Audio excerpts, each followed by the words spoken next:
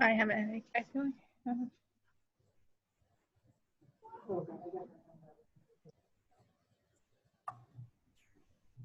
And Angie, I have hit the record button, so this all's well there. All right. Okay. So, shall we go ahead and start? I think we probably should. Okay. Well, welcome everybody. Today we thought we would, oh, I see a typo on there. I got to fix that or I'll be perseverating on that. Today we thought we would start by talking about some of the different pages or forms of the IEP. And we really would like for this to be audience driven and be able to answer the questions you might have about different things. We do have a PowerPoint that's listed in there, and I will transition over to that. But really, it's about what kinds of things do you have questions about? And so we'll just get right started, I guess, with Form A, unless someone has other questions before we get started.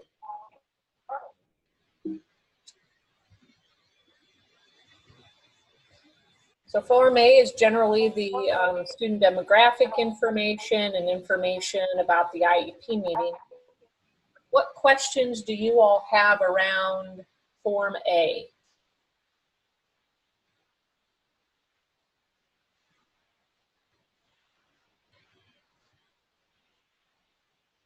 Ron and I have excellent wait time. And so Angie and I have some thoughts on mind for each page, just as, kind of key reminders we wanted to kind of throw out there, but we were very interested in kind of front loading with maybe questions that you have as we kind of wade through these. And so just kind of going through reminders on best practices for all these different pages of documentation.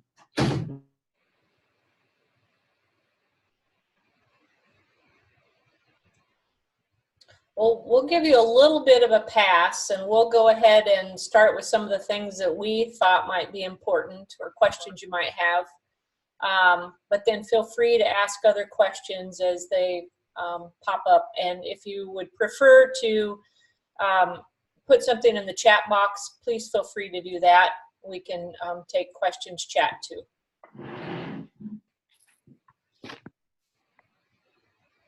Ron?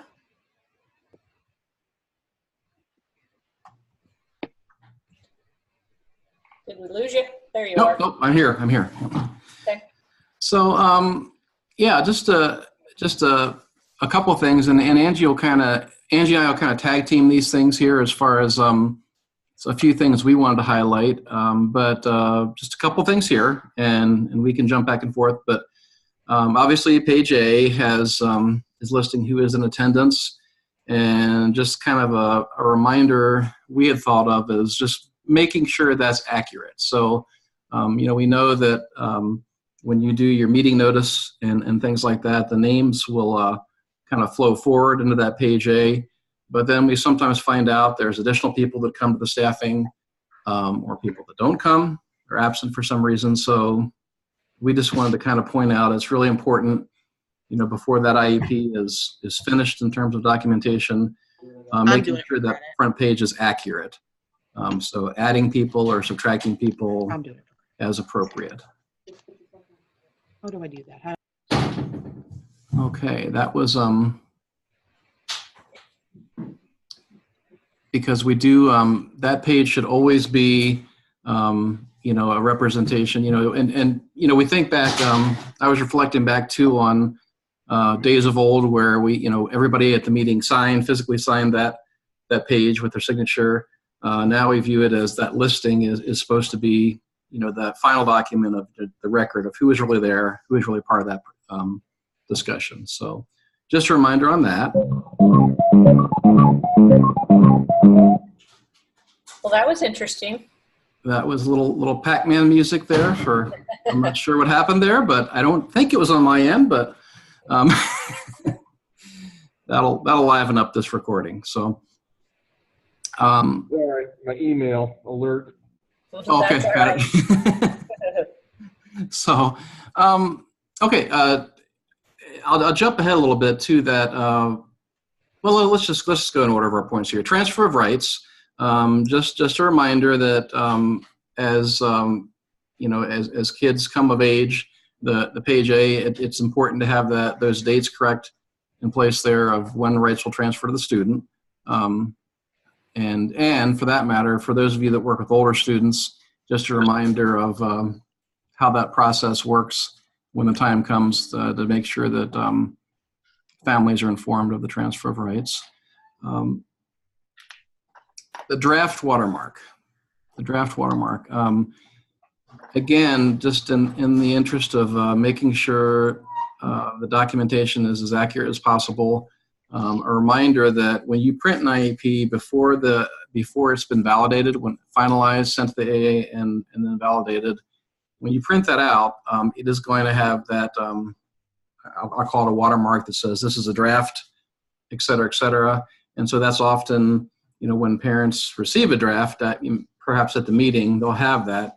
But just really, really important that after everything has been finalized, any kind of typographical things have been fixed maybe after the meeting, just really important that the parent gets a final copy of that IEP that does not have that draft mark on there, so that because whatever is archived after the IEP is submitted will live in Web IEP, and we are viewing that electronic copy as the final one. So if someone should ever get into any litigation or conflict with families, what we don't want is for families to be bringing what might be an incomplete IEP to a meeting to talk about it, and then the school or AA might have that final copy in the electronic system that might be different or have something. So just a reminder that really, really critical that families receive that final copy.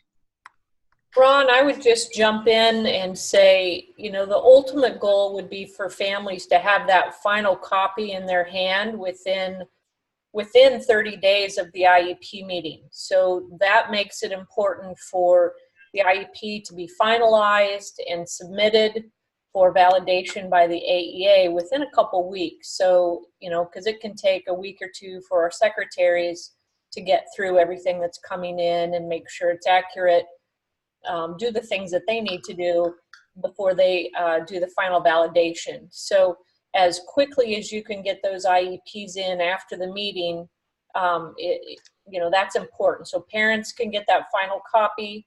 They know what's being worked on. And also classroom teachers and others that need to be implementing the IEP, they need that final approved version available to them, or the components that they're responsible for. So it's very important. We see IEPs out there sometimes that even 2 months after the IEP meeting, a goal isn't finished or it hasn't been submitted. And so parents aren't getting a copy. Gen Ed teachers aren't knowing what was approved for an accommodation. You may not even know what you're working on because the goal hasn't been written. So try to keep in mind that 30-day period between IEP meeting and validation.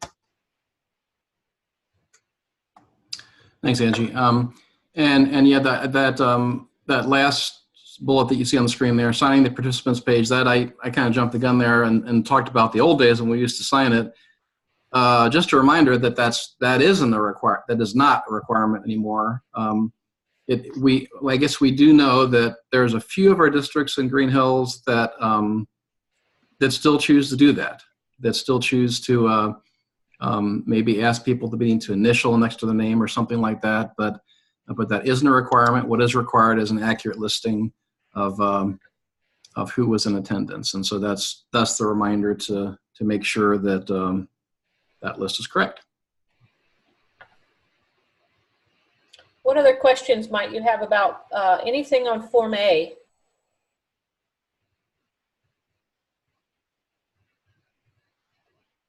That's a pretty simple form, I guess, as forms go.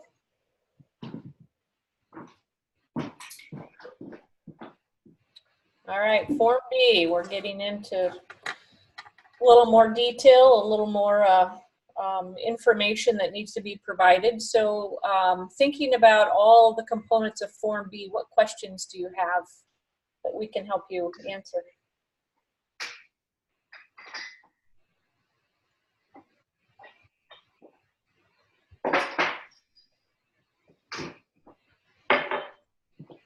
Lots of times when we do get questions, Ron and I or others will go right to the procedures manual, and that can help answer the vast number of questions that you might have.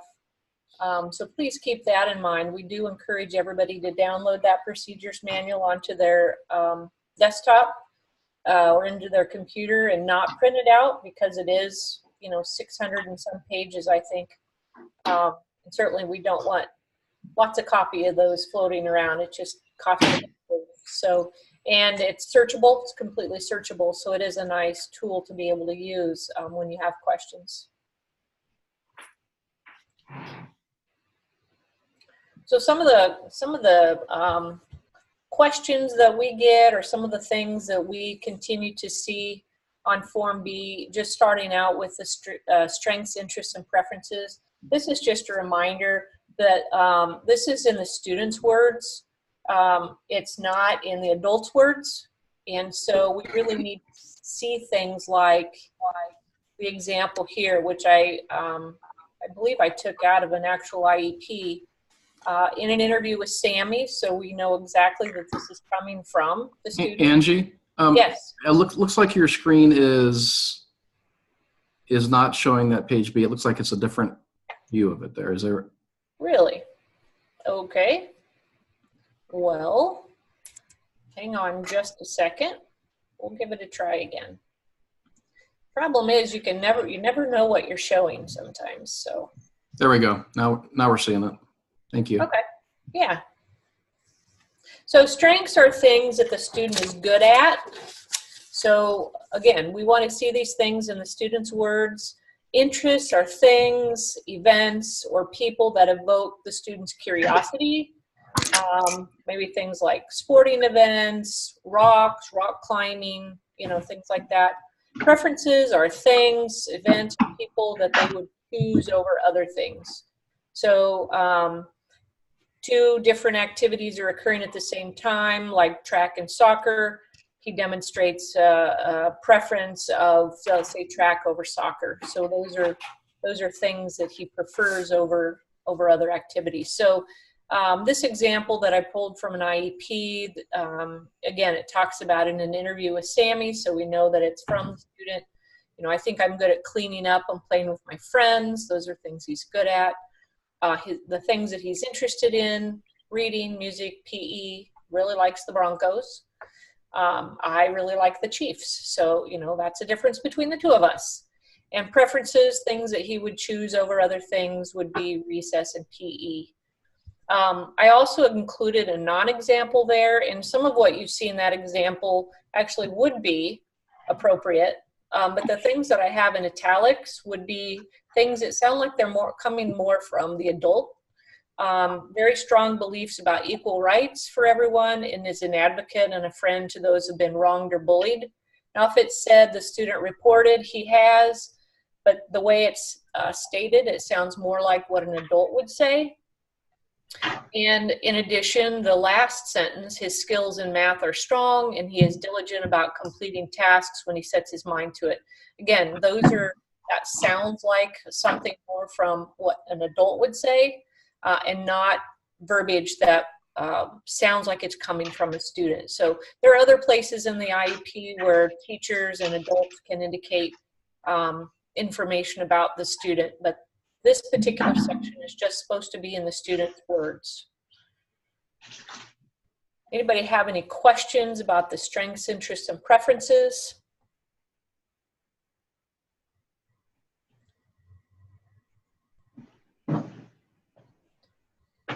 Those of you who've been around a long time know that this used to be something that when the iStar compliance review was done on the general file review, which there were reviewed from about every teacher across all levels, a sample. This was something that was looked at. Right now, it's only looked at in transition IEP. So if we don't see these, the student language, interest, preference, and strengths in a transition IEP, it can be that word deemed, which we kind of think of with compliance. Let's see, we have a chat question here. What about for kindergarten and first graders? So we can still interview those kids. If you think about the language that you'd want to use, what are you really, really good at? A kindergarten student and a first grader can answer those. Sometimes even a preschool student can do that. I'm really good at playing with my sister, or I'm really good at playing with blocks. And again, it might be how you ask the questions. What things are you interested in? What are things that you like doing? So, I like riding my bike, or I like playing with Susie in dress up. And then the preferences, what would you choose to do if you could do anything? So I think it's about how you ask the question, but those little ones they're pretty adept at answering questions like that. They know what they like and what they're good at. Everybody wants to see about five. I don't care. I just don't know if you want all the other people to watch you. Kate, very good question. Katie Collins asked about a nonverbal kid. That's probably going to be a different situation. And I think what you do is, as a teacher, you put things like from observation. It appears as though Sammy is good at, or from observation, or, from what we've seen in the classroom, he seems to prefer, Johnny over Sally, or he seems to prefer this activity over this activity. From observation, I see that he's interested in what's going on around him and looking out the window in the activity at lunchtime. And so that is a good challenge, or a challenge. Thank you for that question, Katie. But again, I would say you think of it from what you observe that student is doing. Those of you that work with our more severely disabled kiddos that might be nonverbal, what other thoughts might you have? Or Katie, what were you thinking?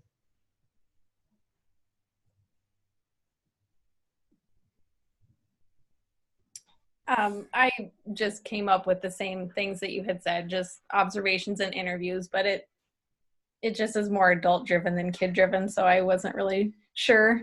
Mm-hmm. Yeah, that is a tricky situation, but I guess you make it as kid driven as you can. And, I think you're right on target in terms of what do we see them doing on a daily basis. There can be some interview from the parent. What do you see the child being interested in? What do you see the child's preferences? But trying to make it clear that, if the student was speaking for him or herself, what would they likely be saying? Thank you. Thank you for the question. Other questions about strengths, interests, or preferences, or ways you do it that's helpful for you? The way we've listed it there, strengths, interests, and preferences, that make sure that you address each one of those. That's something that a lot of people prefer to do rather than just a more narrative. This way we know we've gotten all three.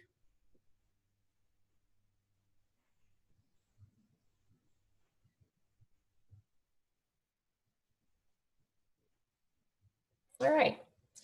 The next piece of it, the checking of the boxes. The next section in Form B is those boxes related to behavior and communication and health, etc. So we just want to remind you that if you check any of those boxes, we have to make sure that we find information somewhere in the IEP that addresses that. For behavior, it's maybe a little more clear, especially with the behaviors of concern, and will be addressed in the functional behavioral assessment or behavior intervention plan. And for communication, it might list the communication plan. But in some other cases, it may just simply be an accommodation or some way, shape, or form that student need is addressed somewhere. So my question to you is how do you address those things that you've checked in your IEPs? What are some examples you've used when you've checked things like health as a concern, or behavior or communication? What's that look like for you? If at least a couple of you could share out, that would be great. I could pull up the page of the IEP actually. We'll kind of look at that. Jog your memory.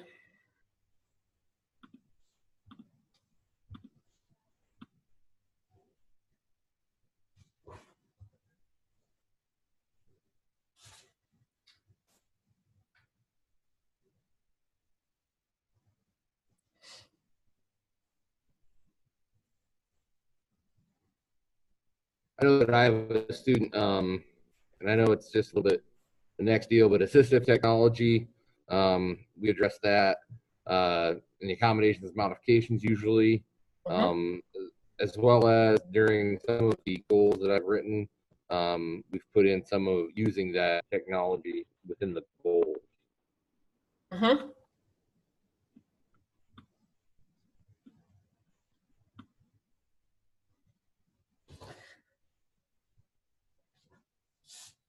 Yeah, I think that's absolutely right. Thanks for sharing. We do see generally when that, always I guess when that's checked, we will see something on Form F, which we'll talk about here in a little bit.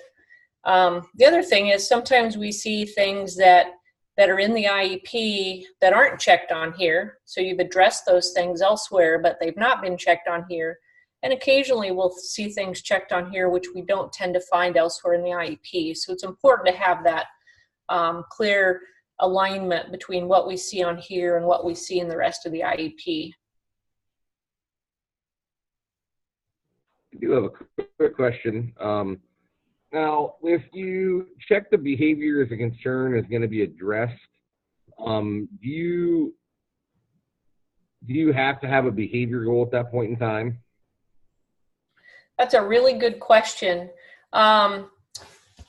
There are a couple of schools of thought with that, and depending on who you are working with, honestly, they may say yes or no.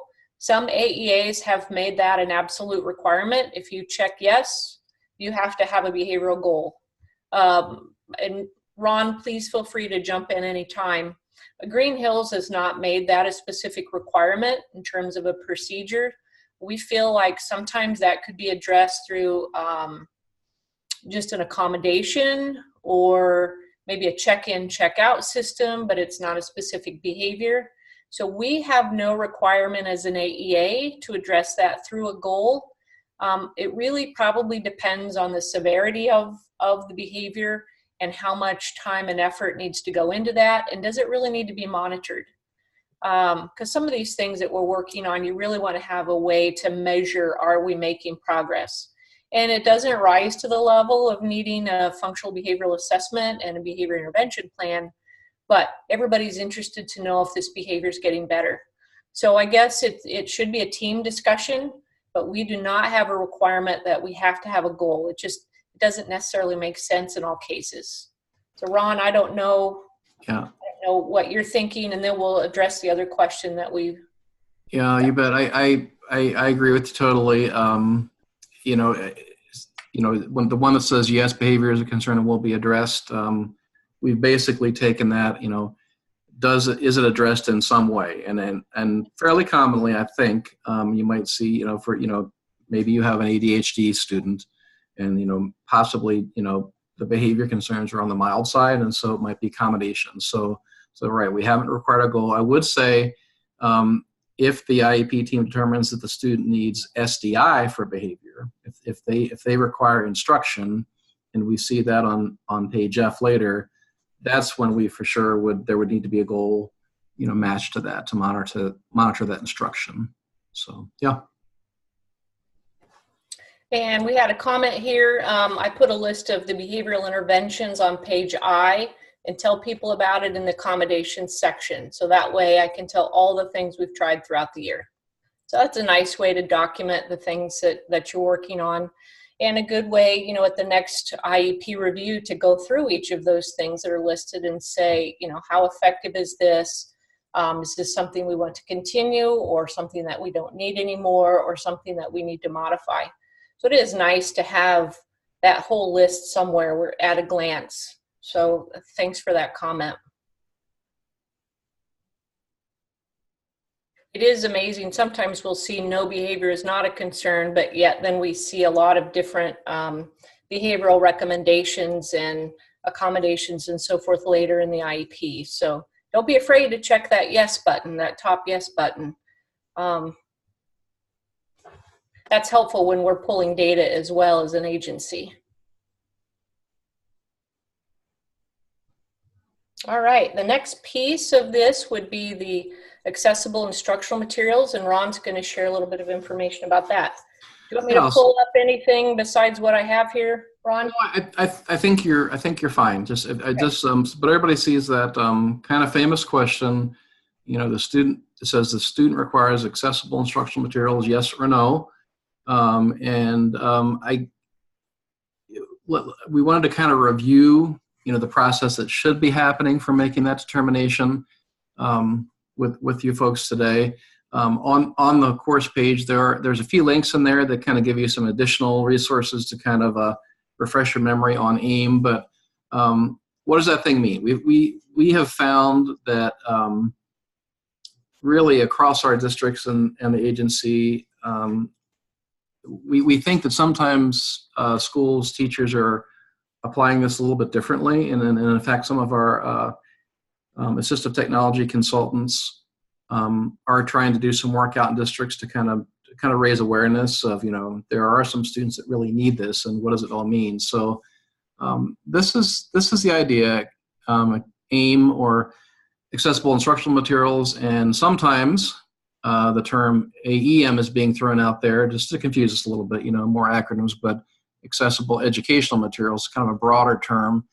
But this is the idea, or the requirement really that came from IDEA, that indicates that if a student has a disability, a print disability, where they would need an alternate format of print materials, they must have that. And in fact, the rules actually specify that they're supposed to have, not only have them, but access in a timely manner. So in other words, if a student needs a biology textbook to successfully participate in high school in a different format, they should have that right in the fall, when, you know, not have to wait for it.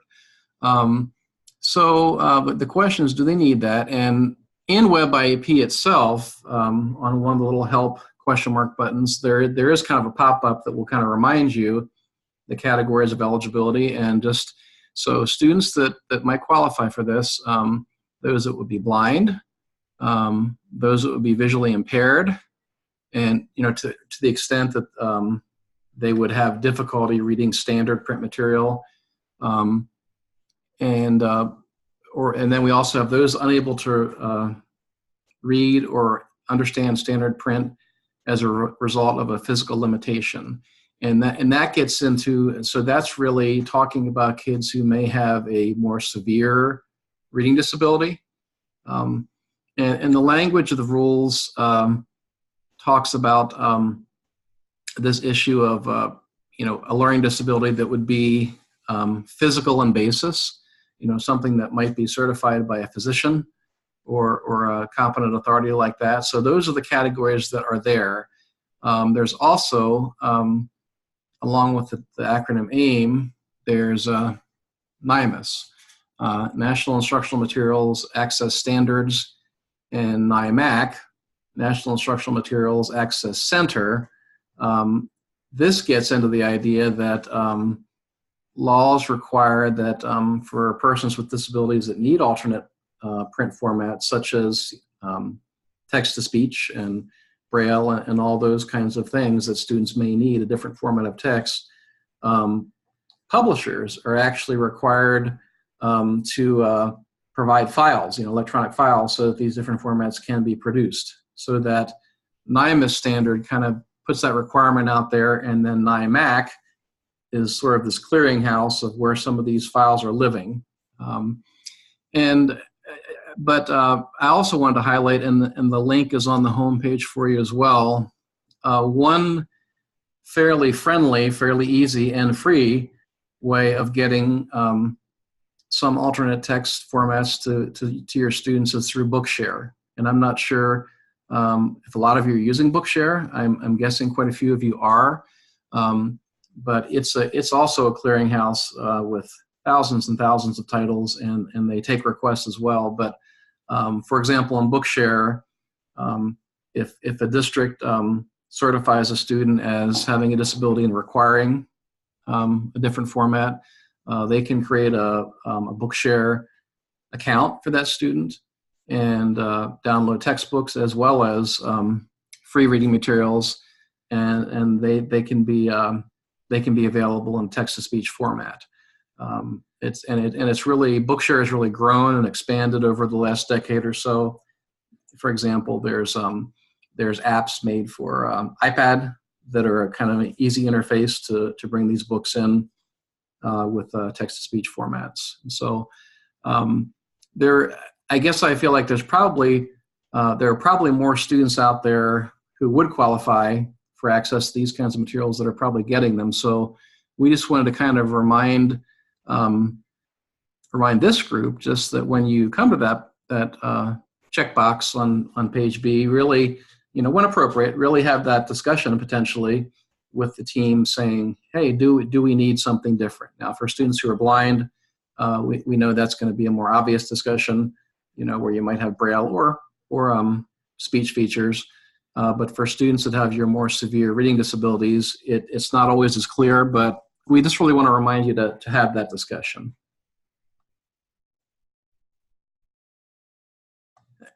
How about any thoughts or questions out there about this idea of AIM?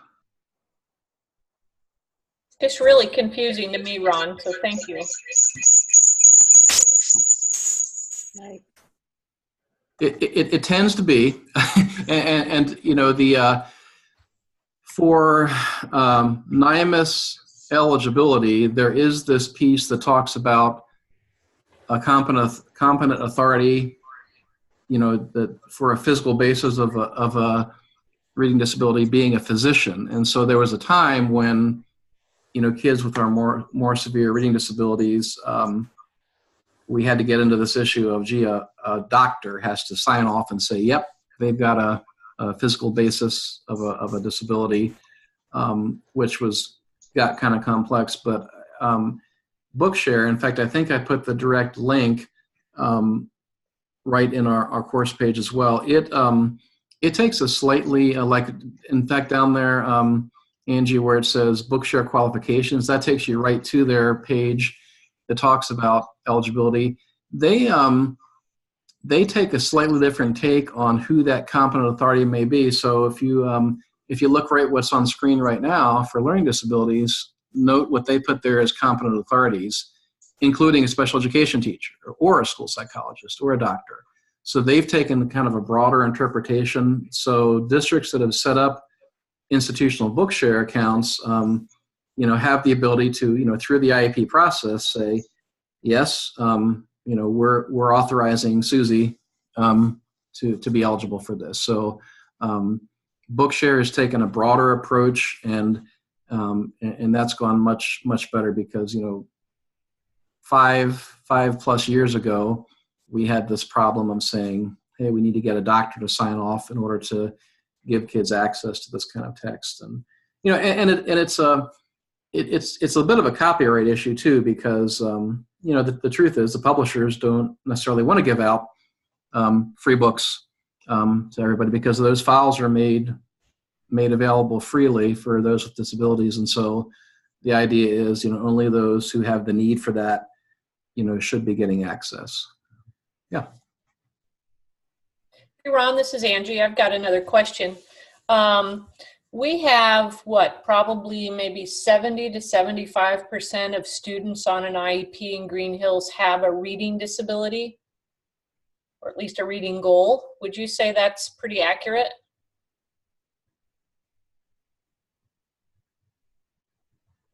Hello?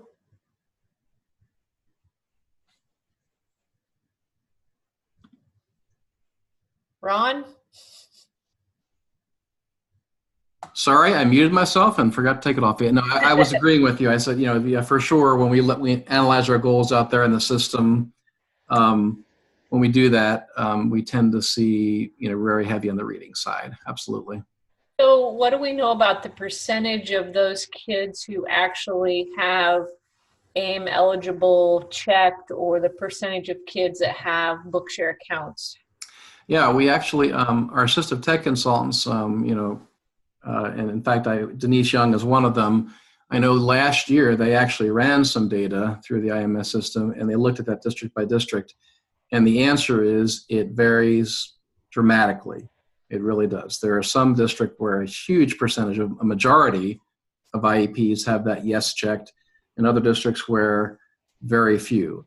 So that was kind of the message that we probably do need to get word out and a little bit more clarity to folks out there on the best way to approach this. From the perspective of there may be some kids out there who would qualify and would really benefit that aren't getting it. So it varies dramatically by district. I'm sorry, we have learned. So for the folks on the line, what's the barrier to implementing something like this? Or we do have a little chat here, so let me check that. Can AIM be used with students in first grade? Ron? You're on mute. Yes, absolutely. And then the chat before that asked about severe dyslexia. I mean, yes, that would be, that. And so if you use the term severe dyslexia, someone with, significant reading delays very well might be someone that, what's on screen right now, those competent authorities could indicate that person needs alternate text formats.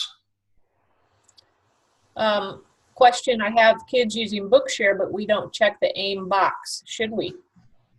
Yes, because if you're providing that type of text, students should be eligible, and if that need is there, yes, you definitely want to check that box. And in the web IEP system, when you check that box, it's going to kind of populate. It's going to open up a box on page F and ask you to say, okay, what are you doing? And that's where you would explain the Bookshare.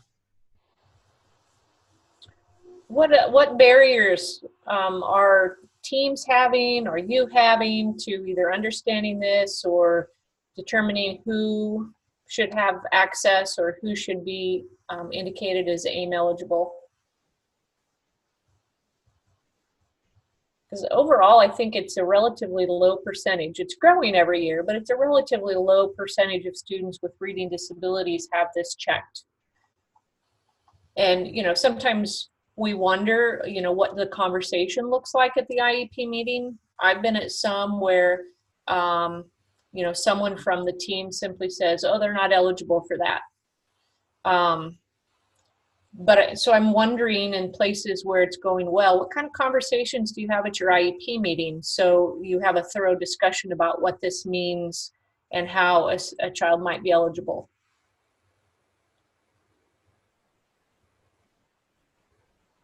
Feel free to unmute and share.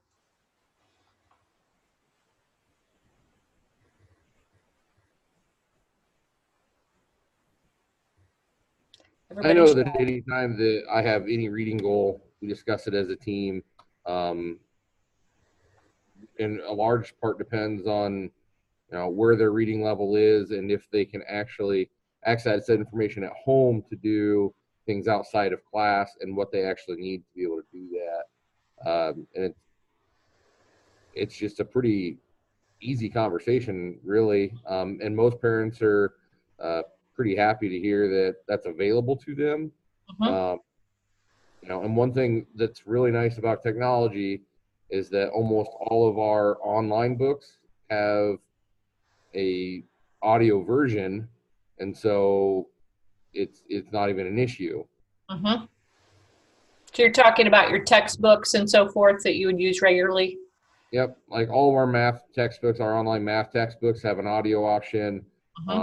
All of our history books at this point in time, our English books all have audio online options. And so those things make it so much easier to provide. And then, also you have to be cognizant of, when you do that, the notes that we're providing, we have teachers making PowerPoints, things like that. how do we make that text to audio? But the conversation is actually pretty, simple to have. Great. Yeah, so I think I heard you say that any child with a reading goal, you have a nice, thorough discussion about it. Go ahead, Angie or Kaylin. My question is just working with first graders, most of what they're reading is like reading with the teacher. And so like it's on grade are supposed to be on their level reading. Anything else is going to be either read by the teacher to the whole group or anything like that. So I don't know, like, and most of our stuff, since we do it through the computer, the computer is available to like read it to them. So I don't know that that's enough of an accommodation to mark the AIM, but at the same time, I don't want to not give them something that they need. Sure. Ron, you have more experience with this. What would you say about that? Well, yeah, sources like Bookshare, you would, if you searched there, you would, you would find first grade books. You probably find things like Brown Bear that has, the text in there that could be used in that way. They're not, they've improved on this, but the files that they use for this, they're not perfect in terms of you don't get your beautiful illustrations and things like that. In fact, even in some of the textbooks, you have your text and there's a problem of illustrations not being there. But I guess I would say, for a young student in first grade, the team you're going to decide what they need. And if, something like Bookshare might not be what they need. There might be other accommodations that are helping them access print at that level. So I would say, your more active users of something like Bookshare are often going to be middle up, probably middle elementary and up. So it does, if you can provide access to text for a person with a print disability, even like your first grader, in different ways, then you're doing the right thing. This is just one tool, to help with that. So you may still check that they're eligible, but when you talk about what it looks like on Form F, it's more the teacher will read because the student really doesn't need to access print material so much right now. Thank you. Maybe, yeah, okay. And I was going to say, even in days gone by, when a student maybe even with a milder vision disability, we might say they need larger text, and that would be an AIM yes, because we say they need something different. Mm-hmm. Of course, now we have various tools, including Bookshare, where you can blow up that text right within the application. So, We do have a question. What if our district doesn't have any textbooks? How do we make audio for other materials? Ron, do you want to tackle that? Talking about Kurzweil and so forth?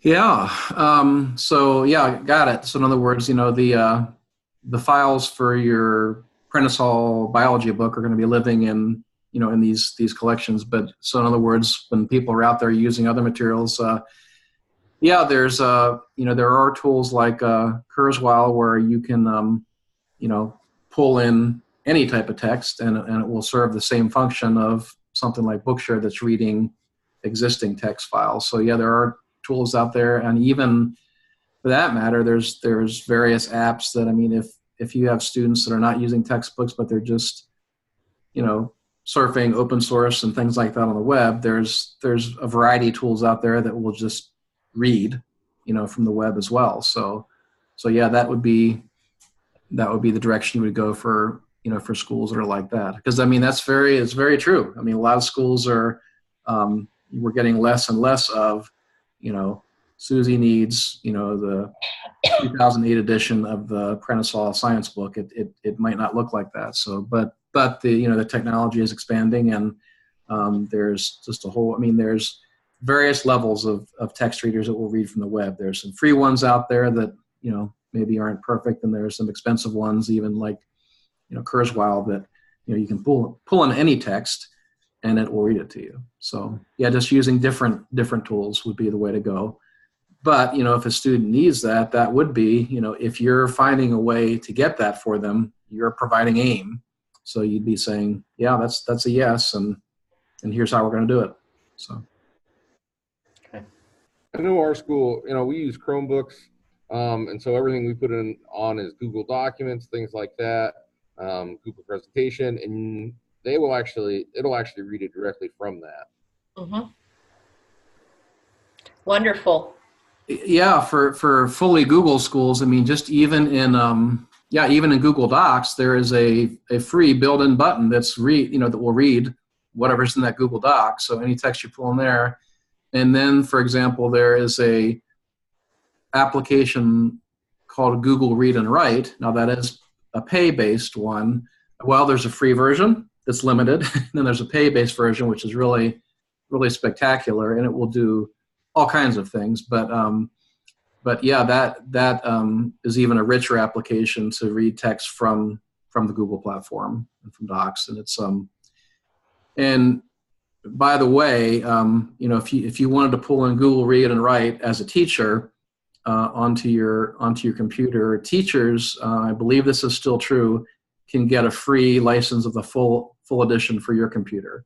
So I mean, that would let you see, you know, what's available in the full version of Google Read and Write. You could pull that in and then, you know, make better decisions down the road if individual students need that. So I mean, you know, there are some students, and I can think of some, where an IEP team might have decided, yeah, what they need is, you know, because they're doing what you were just saying, you know, they're at Google School, they're doing everything on Docs, and so they might have purchased a, you know, 1 year at a time license for that, and that was, you know, that could very well meet those AIM needs. Well, unfortunately, my computer fan just started revving up, so I hope that you can hear me. If you have specific questions about AIM or different tools that you can use, we have some really good assistive technology consultants. Denise Young would be our main person. Over in the East, we've got Samantha Wilson, and gosh, who's in the far East? We'd have to get back with you on that. You can talk to your SPED rep as well. In some cases, a speech pathologist might know as well.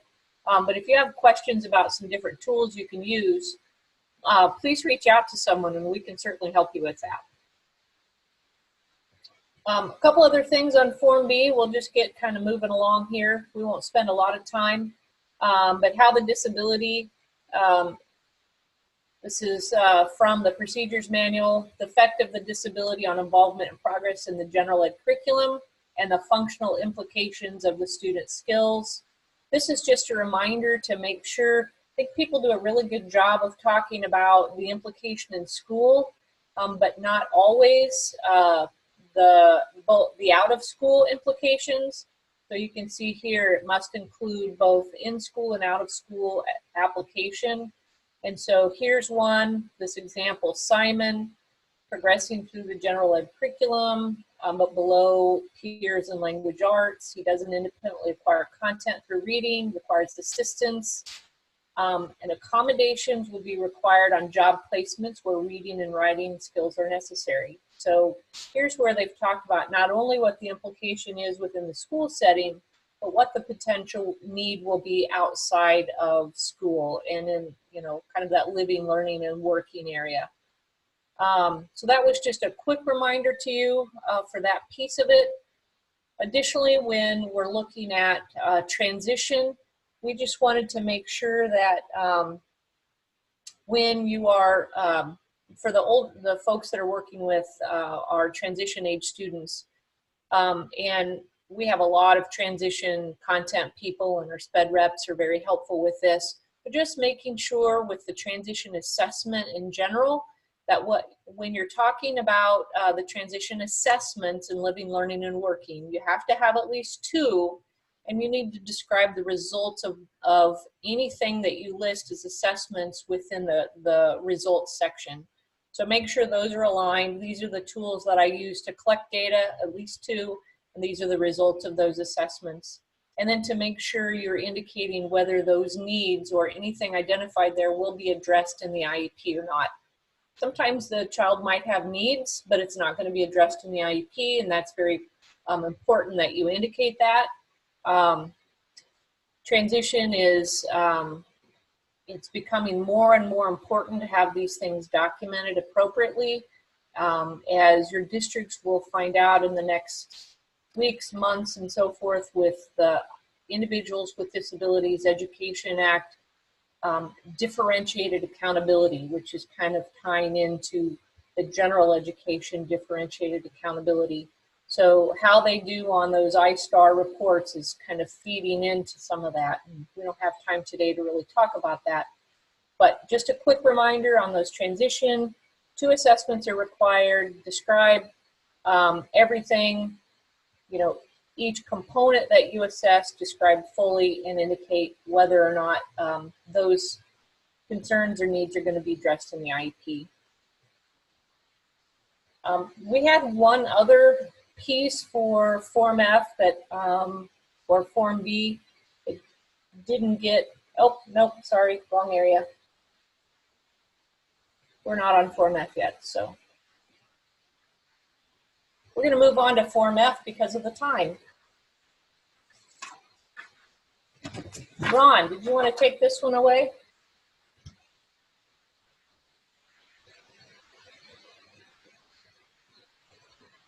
You bet. Yeah, could you click forward to that? I guess any way we can front load it, and let's just say we'll get as far as we get on some of these topics, and then any other questions, and we kind of our plan for the next time we get together in January was, you know, more on some of these procedural form kinds of things, and so we can plan on continuing depending on how far we get today. But yeah, just a few things we can start out on. Specially designed instruction. You know, I think we're reminded more than ever before that that's really the centerpiece of the IEP, and in fact, you know, we've been in the release of the procedures this year, and even in there's a link. There's several links on the course page of things you can look into, but even some information that has to do with SDI that's related to that AW case that we talked about back in the fall.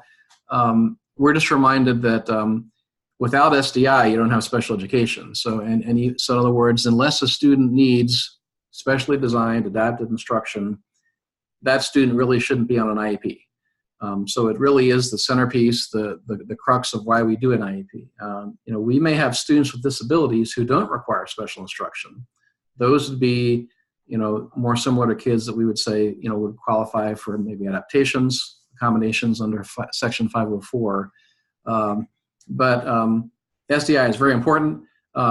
We know at the state level and through our AEA, a huge focus right now is doing everything we can to make sure that kids are getting quality specially designed instruction, not just study hall to catch up on assignments, but, you know, instruction that is really tailored to some of the issues that they're having with their content areas because of a disability. So just some reminders on that.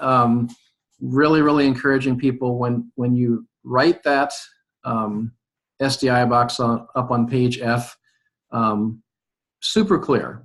You want to probably the best way we could say it, or I could say it, is you know, make it past that stranger test. So when someone reads that box, doesn't mean it has to be wordy. I tend to be too wordy when I write things, but it should be super clear. So passing the stranger test, someone would read that and say, okay, I see what's happening. I see how that instruction is delivered.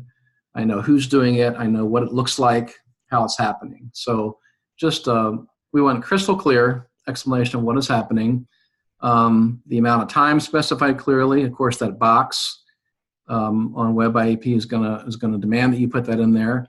But I mean, it's a very, very important thing, that's the IEP ends up being a contract saying this is what we're going to provide. So it has to be that specific time frame rather than as needed or things like that maybe we used to put in IEPs.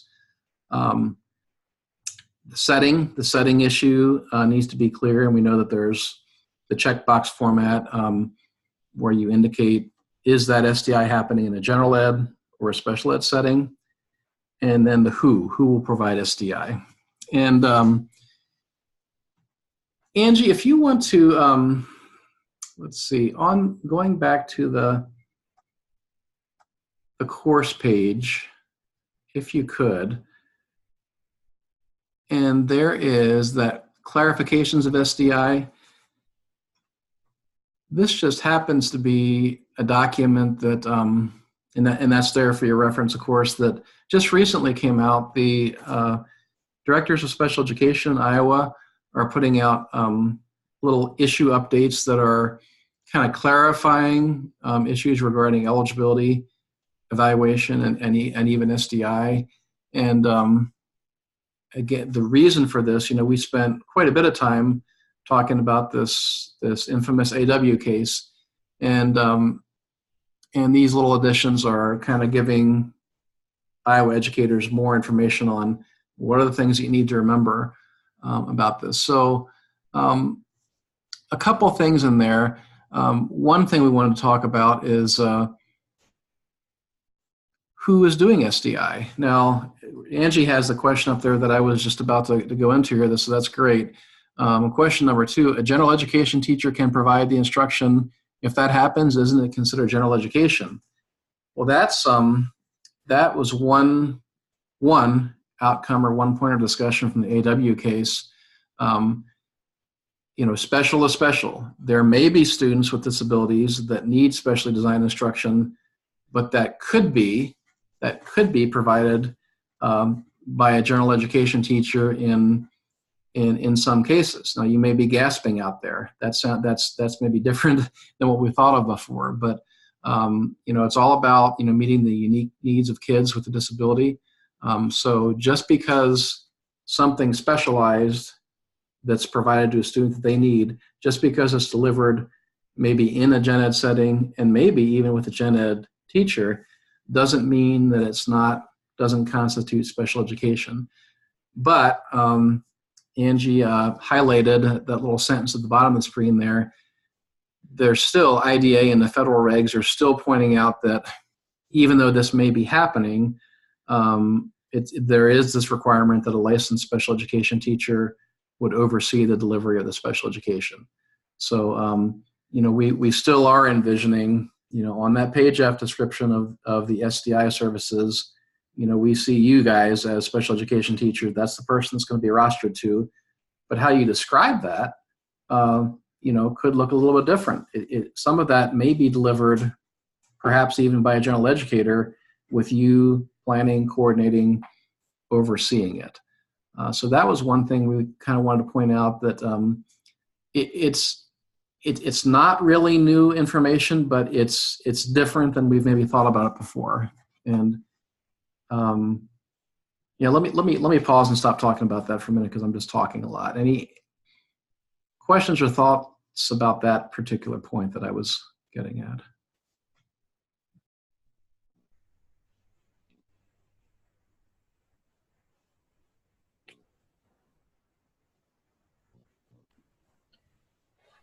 It is kind of hard to wrap your head around, and some of you know Joe Warchek. He's one of the other regional administrators out of the Missouri Valley office. But we were talking today about an example where an RTI process in the school allows students to get, and it's in particular title students, but as a part of an RTI process, students to be getting maybe phonics boost. So they're getting that program, and it's a specific articulated curriculum that a student would go through. And he continues to need that type of instruction to be successful. So someone suspects a disability, we do an evaluation. They find that in fact the student has a reading disability, and phonics boost, or whatever you're using, is very appropriate to meet the needs of that student. And in fact, he's already getting that through general education. So there really is, and unless there's some other determined need, there's really no need for that student to move outside of that RTI phonics boost instruction. He could continue to stay in that, and that could be specially designed instruction for that student. He knows the teacher, they're working on the appropriate curriculum, but what has to change is that licensed special ed teacher needs to be involved. So they're talking about the data that the child gets through their progress monitoring. They may be looking through some of the materials and see, is it important for us to maybe add a piece here, or hey, it looks like he's not meeting this piece of it or not getting this piece of it. What do we need to do to ensure that he's getting that piece of it? So there's no need to take a student out of something that they're very successful with, but we do have that licensed special ed teacher requirement to oversee that and kind of be that consultant for that gen ed teacher to make sure things are moving along, and looking at that progress monitoring data to make sure that the student is in fact making the progress that we would want them to make. So that's just kind of a different way of thinking. I think it's something up and coming that we can continue to explore. But in the past it's been, oh, they need special education, they need to go to the special ed room. Well, more and more we now know that special education is not a place. And more now we're learning that it can be provided through general education means with the assistance of special education. So how would this relate to I-plans? I think we just kind of talked about it. You have an intervention plan. If, let's say, Read Naturally is something that is occurring for a group of 5 students, and the student is being successful, but for whatever reason you've determined this student has a disability. If Read Naturally is appropriate to meet that student's needs, they could continue with that plan. Again, there just has to be that interaction with special education into that structure to make sure it's designed specifically and working well for that student. So whether it's an intervention plan or specific to a student's needs, or more of an RTI process with a group of kids, I think we just need to think outside of the box in terms of what the student needs and how can we provide that service and support. If it becomes something that the SPED teacher oversees, what happens when the gen ed teacher doesn't follow through? Who's the person who is accountable through the process? Well, frankly, both would be responsible in my mind, because both would be listed on the IEP as providing that specially designed instruction. So both could be held accountable in my mind. Ron, I don't know if you'd have a different thought, but to me, if both need to be held accountable for following through. Yeah, I would agree with that. It is, just because the way the system is built, the student has to be, meaning Web IEP, the student has to be rostered to a special education teacher.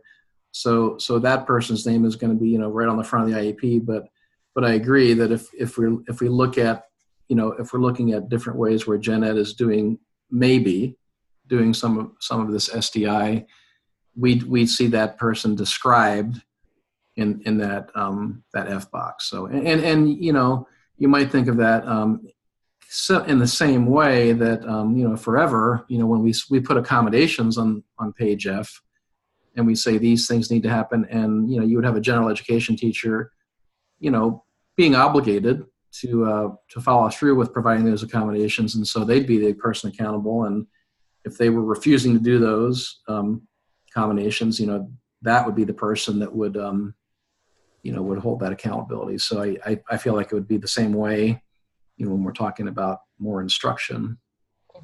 That person would share that responsibility.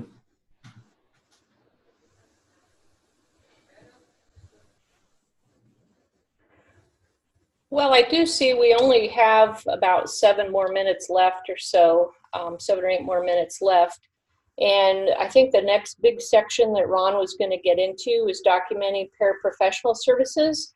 and I'm not sure we have time to do that justice. Ron, I don't know if you would say the same thing, because I think that requires probably more than a 6 or 7 minute conversation. Yeah, no, I think I agree, and that Yeah. so that might be a good good area to kind of pick up on the next time we meet. And again, then our intent was to kind of keep on talking through some of these, some of these procedural things, highlighting things, and hopefully, responding to questions or clarifications that you guys would like. So I guess I just encourage you to, between now and the next time, think of questions you might have. And even next time, if we need to reflect back on where we've been, if you think of more questions, we want you to share those when we meet again. Sure. And if you have specific questions you want to make sure you don't forget, just go ahead and email Ron or I, and we'll dump them into the document so we make sure we cover those next time. So either be prepared to share some questions or share those questions with us now. Would there be anything else that you wanted to touch base on before we leave today? Burning question you might have for a IEP meeting that's coming up?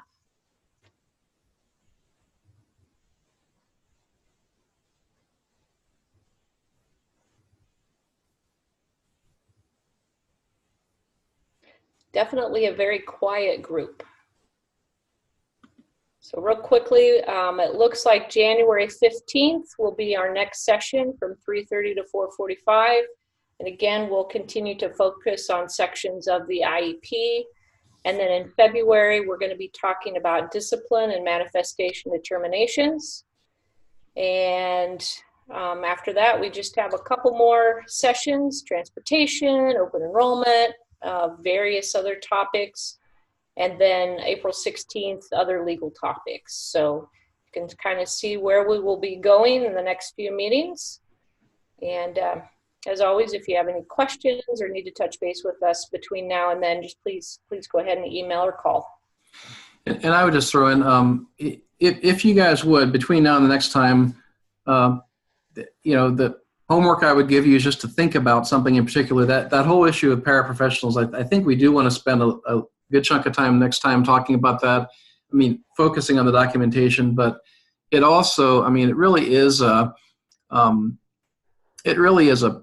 kind of a hot issue. I think, as you guys know well, for the whole issue of when do students need a para, particularly if it's a one-on-one kind of a para.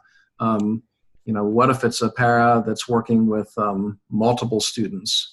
Does that belong on page F? If so, how do I rate it? And we want to talk a little bit more about, again, the big theme will be clarity of, what's really happening with that para. But we know that impacts student weighting and funding and things like that. And we know that, that can be kind of a challenging topics, even working with administration in your district and things like that, as far as who really needs a para. So just would ask you to kind of ponder practices in your districts on using paras, particularly one-on-one types of paras, and then we'll talk more about that, and particularly how the best way to document that in the IEP. So,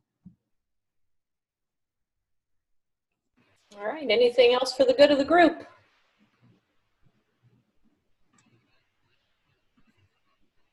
And if you hadn't had a chance to sign in on the page, please do that, just so we know you were here.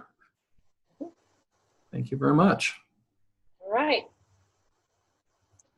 Thank you, everybody. Have a wonderful holiday.